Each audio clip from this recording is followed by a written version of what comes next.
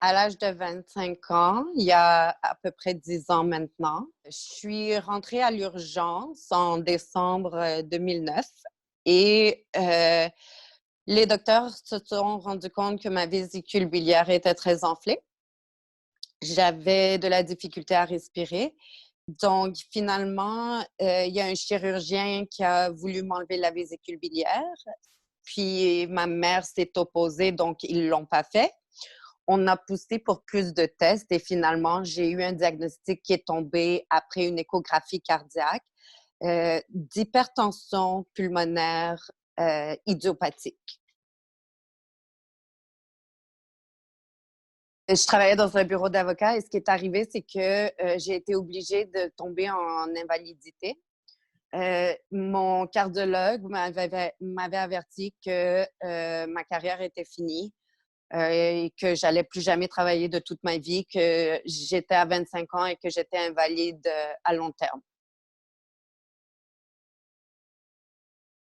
Ça a été très difficile parce que j'étais en début de carrière et puis donc mon salaire était encore bas.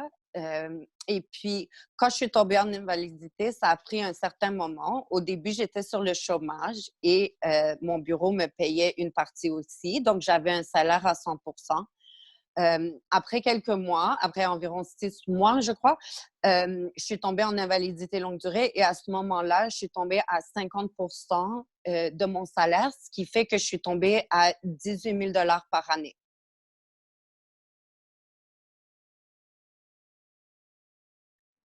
C'est beaucoup de problèmes financiers, c'est certain. Pour débuter, je prends pour 120 000 de médicaments par année.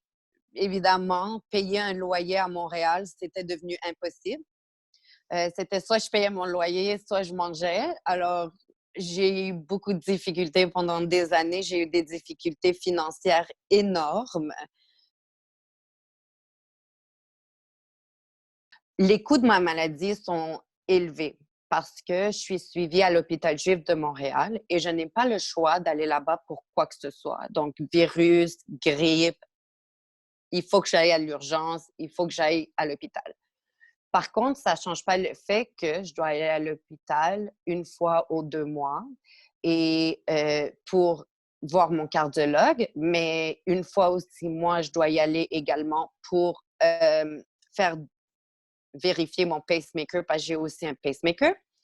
Et une fois par mois, il faut que je me rende à l'hôpital pour faire des prises de sang spécifiques à ma maladie pour suivre mon état de santé.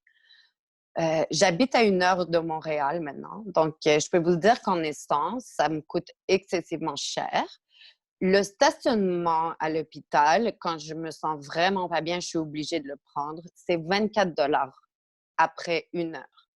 Et euh, souvent, je dois aller tôt, je pars de chez moi tôt, donc il faut que je mange aussi en route, il faut que... Donc, tout ça, c'est des coûts que la maladie emporte, que je dois payer de ma poche et malheureusement, j'ai pas assez d'argent pour couvrir tout ce que je dois payer côté médical et même côté régulier de la vie.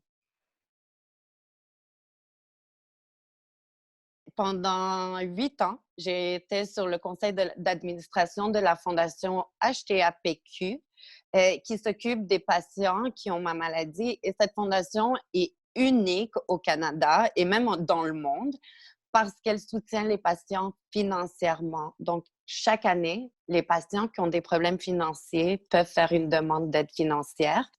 Donc, cette fondation, oui, il nous aide avec tous nos frais médicaux. Et même des fois, j'ai déjà vu des cas où est-ce qu'on a donné des coupons d'épicerie.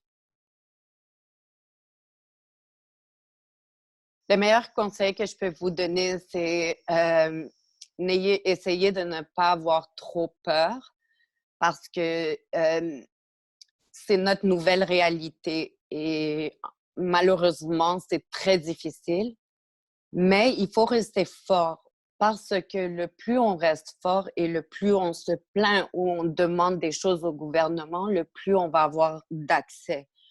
Si on baisse les bras et on ne se défend pas, malheureusement, on va tomber dans un trou noir où est-ce on va jamais pouvoir nous aider.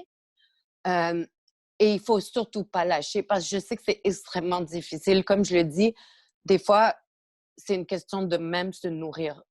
Donc, je sais que c'est extrêmement difficile, mais il faut essayer le plus possible de s'accrocher aux petites choses qui sont positives dans nos vies. On est encore vivant. Donc, déjà là, on a cette chance de pouvoir vivre et de profiter à fond de la vie, malgré tout, avec le peu qu'on a. C'est pas grave. Ça vaut pas notre vie.